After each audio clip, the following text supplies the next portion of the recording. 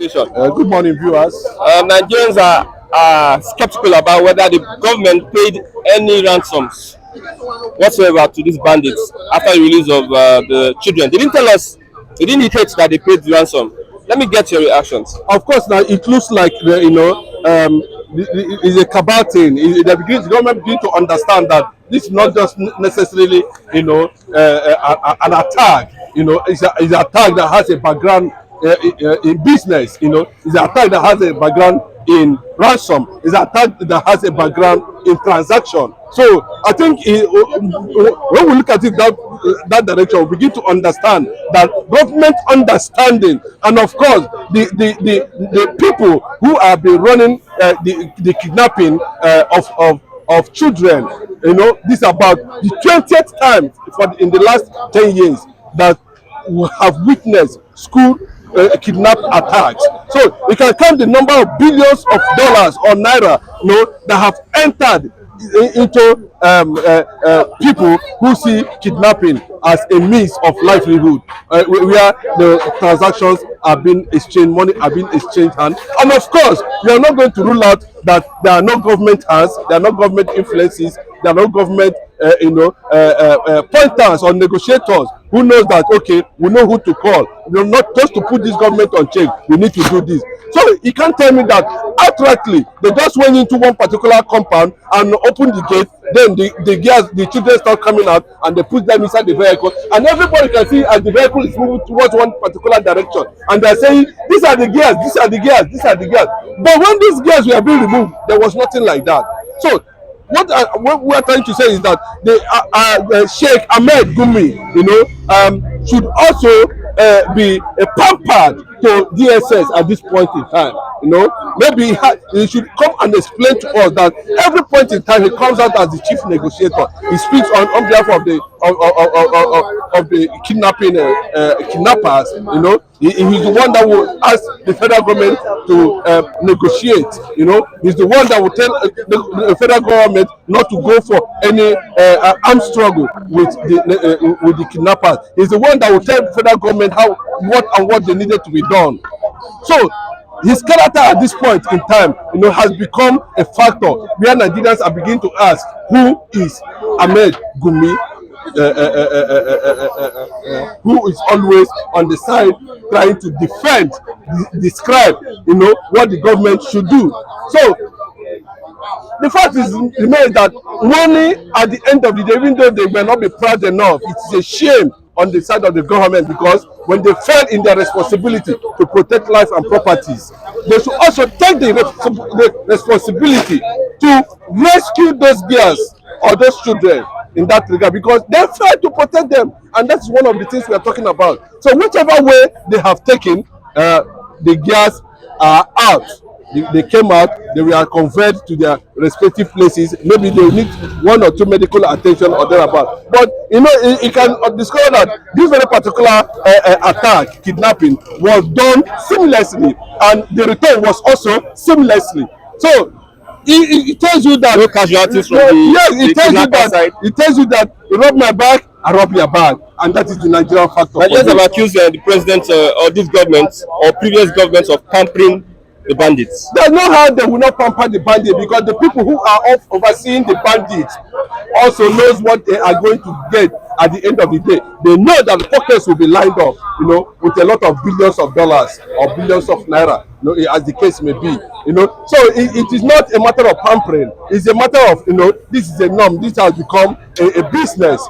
Kidnapping has become a means of what livelihood, created by the people who believe, politically, that they can use it, to question or to indict a particular government they are not comfortable or they're not benefiting from, in order to drive certain understanding, But so when they actually push the government to corner, the government, out of shame or whatever, or being incapacitated or not able to protect lives and property, they want to say, okay, we are still there, and they will, at the end of the day, money will exchange hands, either secretly or openly, whichever way. You understand? So if you are saying that government is saying that they should not treat um, kidnappers with kids glove, romance them. Who tells you that? There's not same government that want to negotiate with kidnappers. Just like Russia did to their terrorists. To the extent of,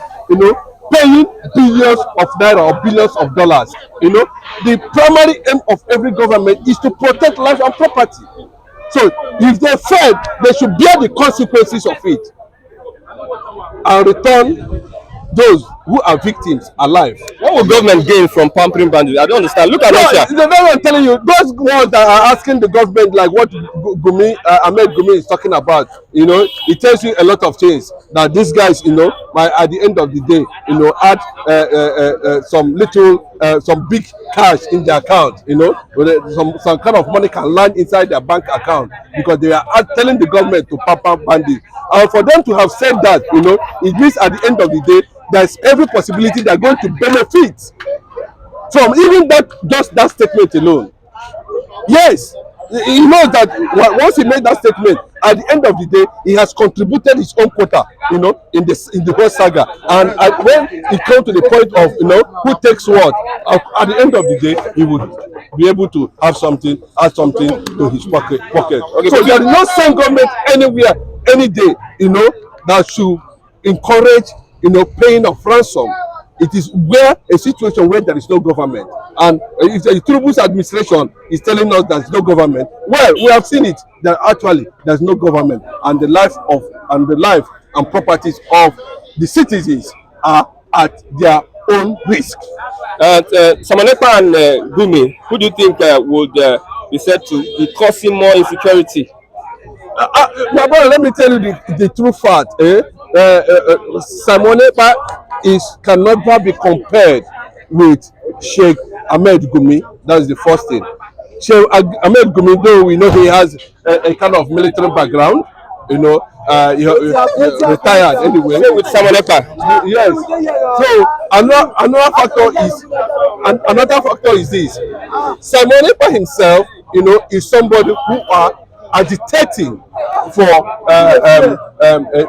a certain tribe or race, to be freed, from marginalization, to be freed, from injustice, to be freed, from unfairness in their own in a geographical location where they find themselves. So we cannot compare these two people together. So if there's anybody that needed to be declared wanted, I think the DSS or the government should go for somebody whose statement in one way or the other has taken over 2-3 million lives of Nigerians through banditry, Boko Haram, ISIS, Al-Qaeda, everything that has to do with jihadist movement in Nigeria. Yes, that's what Ahmed Gumi represents. That's what he's talking about. He even at a point trying to protect the interests of the Boko Harams for killing. But Simoniba is quite different from that. What Simoniba is asking for, is that Nigeria should be balkanized based on social things. And if those things are not properly addressed, of course, he keep on doing his thing in his own way. But for me, I don't think it is worthwhile for federal government to put Simoniba on that list, to put any Biafran agitator on that list. Yeah, Chico Dixon was part of that list. Yes, and that's what I'm telling you. Well, you understand? There's no reason for them to be in that list. These are people who are asking for freedom. These are people who want to, move out and become destinies themselves, which is not a crime. It's not allowed by the constitution of the federal government of Nigeria. But the international law supersedes the national law.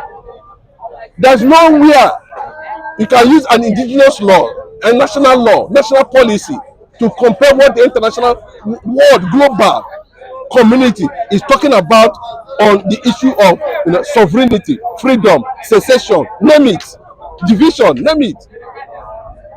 And at this point, a man has the right to freedom of speech.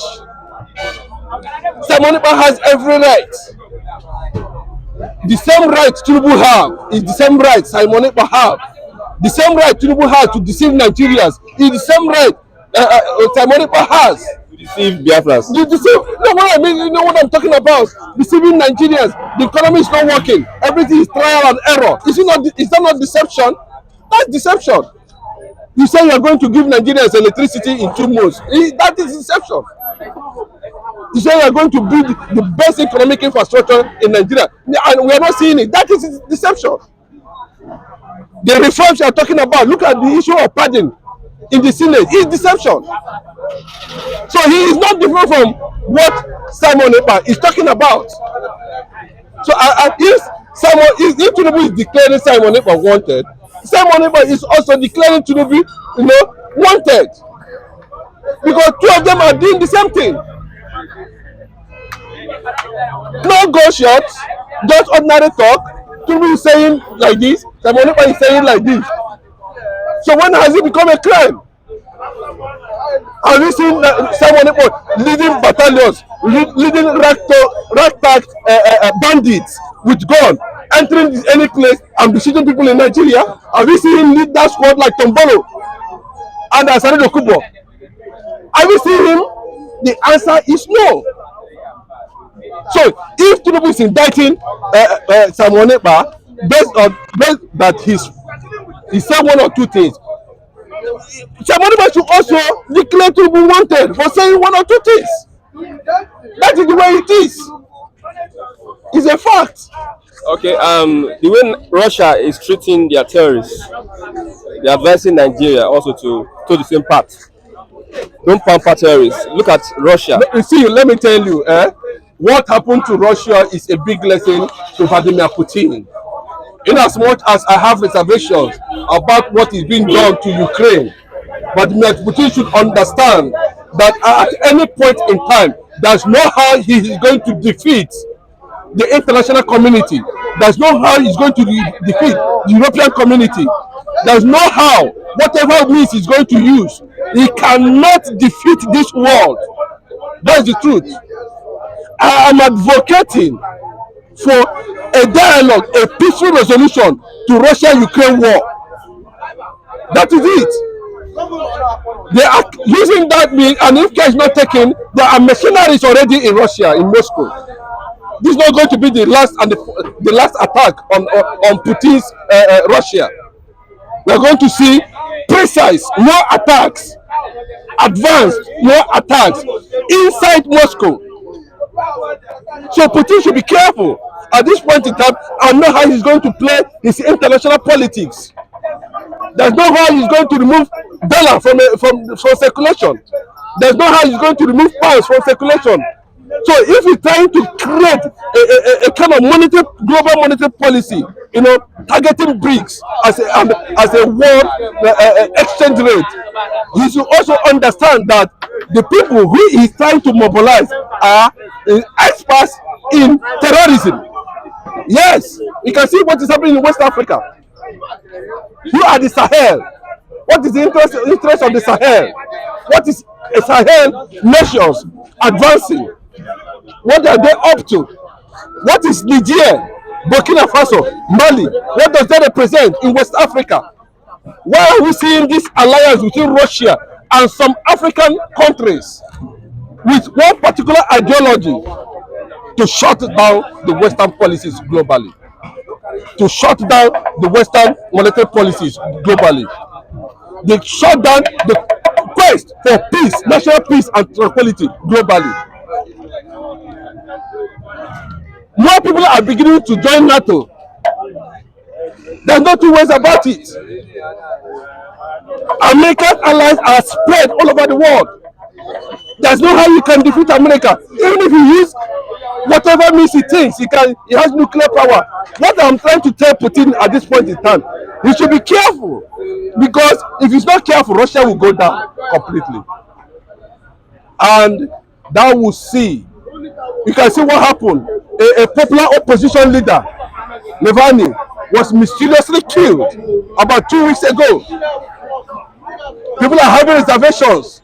They don't know where this attack on Moscow is coming from. But over 100 people were killed at once.